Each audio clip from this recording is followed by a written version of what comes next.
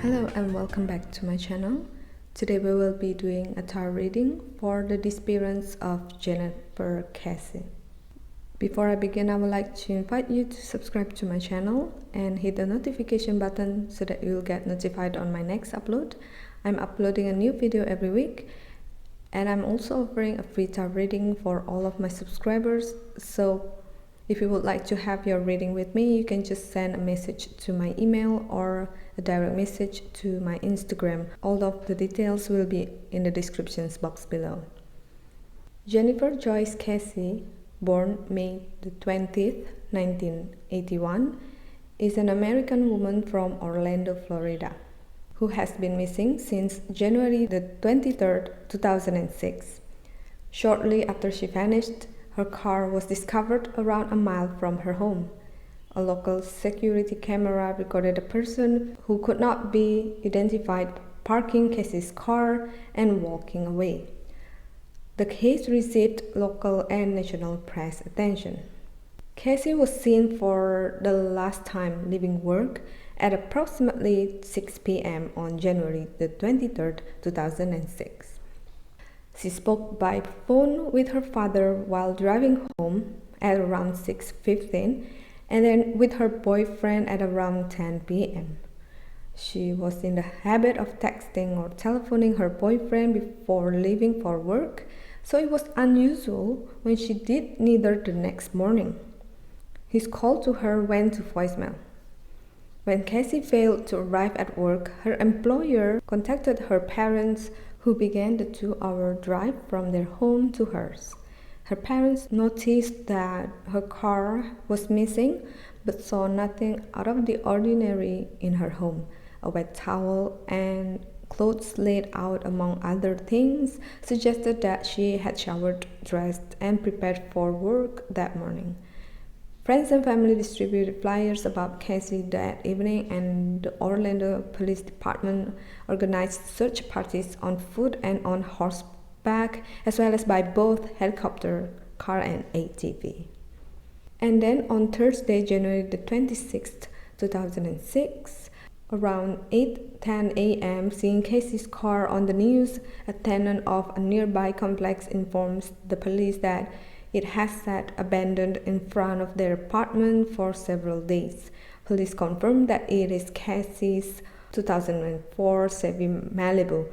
The vehicle is photographed and taken for forensic examination. Police examined local surveillance footage and discovered an unidentified person parking her car and walking away. So this is one of the cases that is frustrating because they have the footage about the person who parked Kesse's car, but unfortunately it was a very old type of camera that caught everything frame by frame, and you can see this guy walked from the parking space, but you couldn't see his face because it was hidden by the pillar of the gate that surrounding the apartment complex, and that is why they couldn't identify who that person was. Alright, let's just start with the reading now.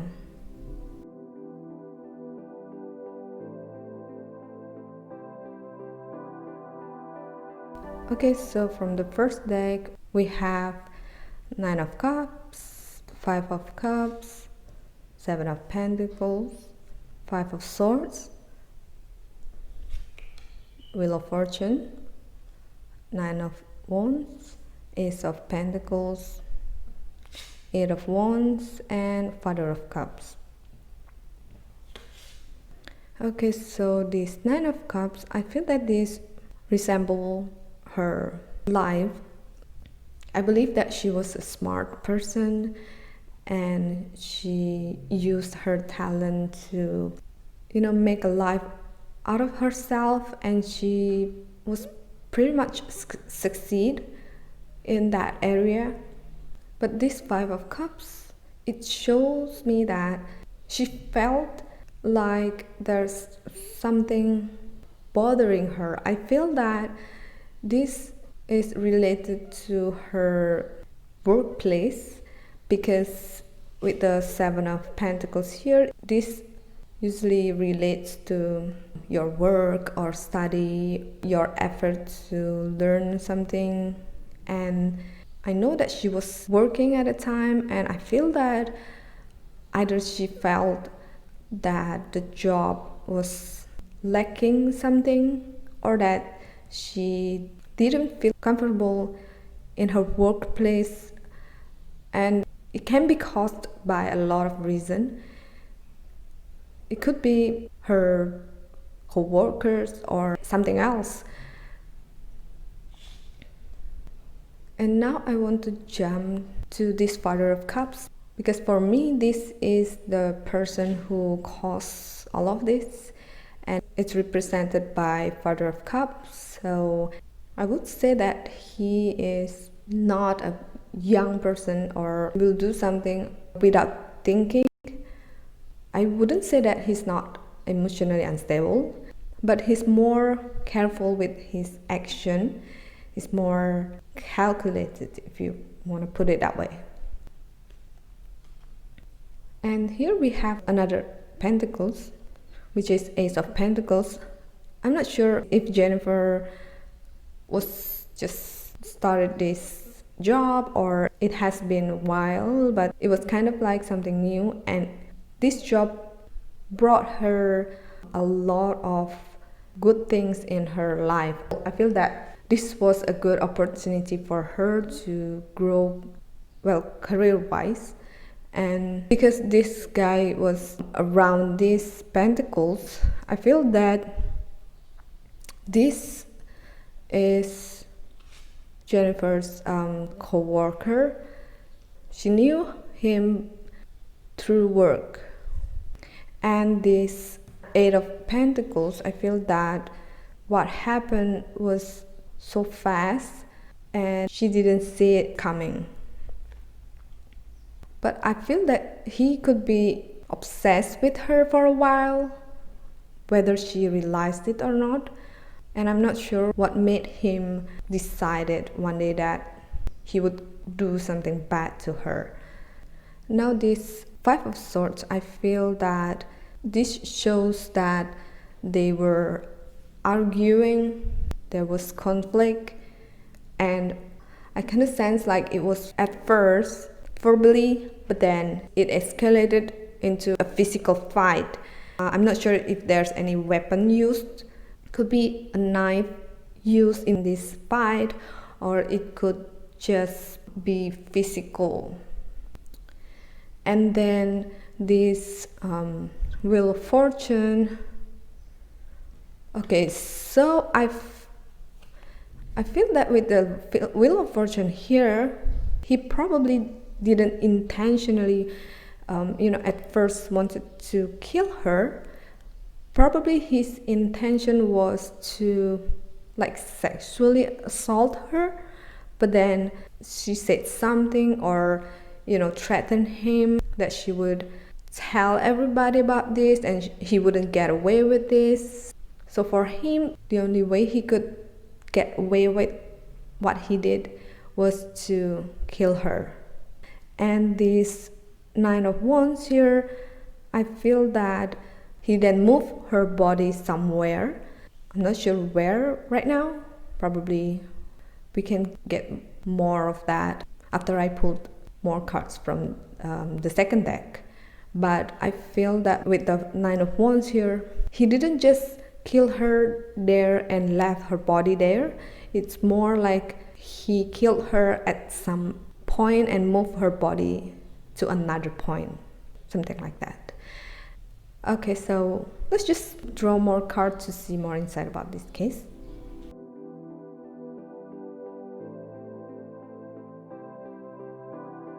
Okay, so from the second deck we have Queen of Swords, Ace of Swords, Four of Pentacles, Knight of Swords, Page of Swords, Five of Chalices, Five of Swords, Knight of Wands, and Knight of Chalices.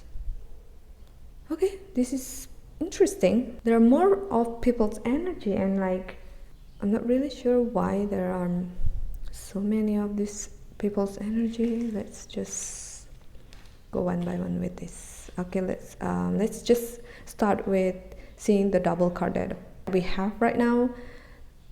Okay, there's two Five of Swords, also two of Five of Chalices,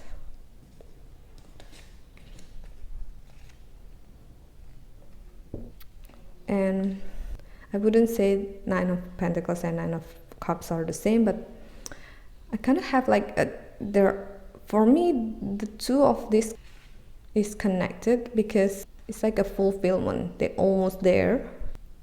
But Nine of Pentacles is more about material things in someone's life, and the Cups represent more about their emotional fulfillment. So I can say that she felt blessed, whether it's about her career or her emotion, or we could say this about the relationship. I feel that she felt that she had a very good relationship with the boyfriend, and she kind of like have it all, and she glad she did it. Okay, so this Five of Swords is telling us about their fights, and as I said that it was at first verbally and then escalated into physically, but I wasn't really sure about any knives really involved literally, or it was just like physical. But because there's an Ace of Swords here, I feel that there was weapon involved. Could be a knife or could be a gun, but still, I still don't feel that his first intention was to kill her, but he just brought this weapon to make her scared so that he could do whatever he wanted to do to her. And Four of Pentacles here. So his first intention was to capture her, like abducted her, and then I don't know whether he wanted to keep her and do anything that he wanted to her, or he just wanted to abduct her and sexually assaulted her and then set her free. So we have this Knight of Swords and Page of Swords and then Queen of Swords. I love this deck because it just, you can put it together and it tells a story. It is connected to one another with the same suits, and I feel that this Page of Swords is Jennifer's energy. She was pushed to the corner, got nothing to defend herself, and it was caused by this Knight of Swords. And for me, the thing that he was fighting for, his inner beast, and he couldn't fight it. And this Queen of Swords is more about someone who is close to this guy, and I think that she suspects that he was involved with what happened to Jennifer, but she just tried to shut that thought, and that is how it portrayed here in this case. Means that she tried to quiet her own self, her thoughts that led her to believe the involvement of him. And these two knights, I don't think that these two was about people's energy. I don't think that more people are involved with what happened to her, but this Knight of Wands means that after what happened to her, he killed her and then he didn't know what to do with her body. I feel that this Knight of Wands is about him thinking to burn her body, but then he thought that it would cause more trouble, because if he burned the body, it will cause a big flames and smokes, and it will cause people to notice. And then this Knight of Chalices is about him finally chose to dispose her body into a body of water. So I believe that her body is in the water.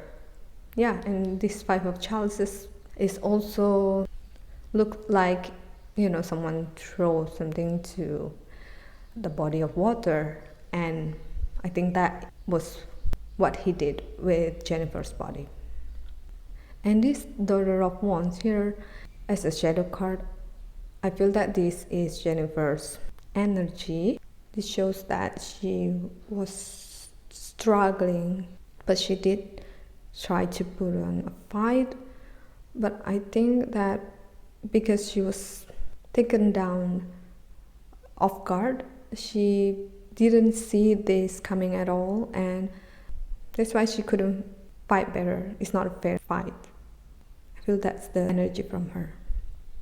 I'm not satisfied yet, so I would like to draw 3 more cards from another deck.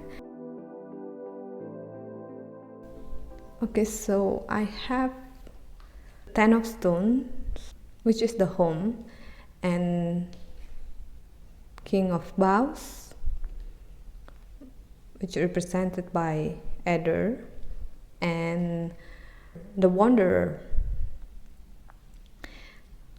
I think that the message that I get from these 3 cards is that let's just get back to the house. She left the house. There was not any struggle in the house. The door was not forcibly opened. That means she opened the door willingly. And why was that?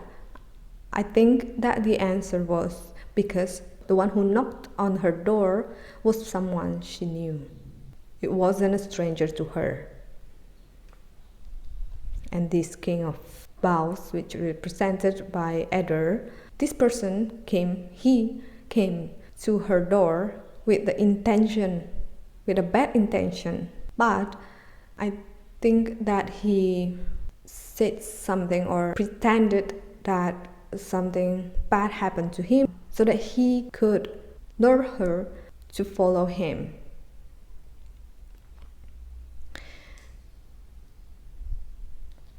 And this Wanderer is showing us that this person, Jennifer, opened the door, or went out from her apartment without thinking that she was in trouble. She didn't think that there's risk out there. So this is also telling me that she thought that she knew the person and that she could trust the person. Because some people believe that the construction worker in her apartment did this to her, but I don't think that was the case, because if the construction worker was knocking on her door, she would be alarmed, like a bit at least, because she took all precaution. She called every time she was coming back or going out from her apartment because she was living alone. So if anything happened, someone on the phone would know. So that means that she would take precaution around strangers. But the fact that she didn't, and there was no struggle in the home, suggests that it was done by someone she knew. And then I get this the Mirror as the shadow card from the 3rd deck, and you can see that there's like a body of water, and there's someone there that was put on a small boat who was sent to the middle of this body of water. So all of this suggests that her body is in the body of water. Now from the Oracle card, we have Angel Therapy, Crystal Clear Intention, and Healthy Lifestyle. Okay, so I would like to start with the Crystal Clear Intentions. I feel that this is the murderer's energy, and he had a crystal clear intentions, but it was a bad one, sadly. And the Healthy Lifestyle here, I feel that this shows us that Jennifer was trying everything she could to prevent bad things from happening to her. She took precautions, but the angel therapy here for me kind of like telling me that no matter how much effort you put on preventing something bad from happening, if it was meant to be, well, it will happen. And that's the scariest part for me, is that we try to protect ourselves, but the bad ones seems to have their ways to get us. So yeah, I think that is all the reading for the disappearance of Jennifer Kesse. And once again, this is for entertainment purpose only. I don't mean to offend anybody here. I really hope that one day this case will be solved and the family find closure. And I would like to hear your opinion about this case too. So please share it in the comment section below. Thank you so much for watching, and I hope to see you in my next Unsolved Cases reading.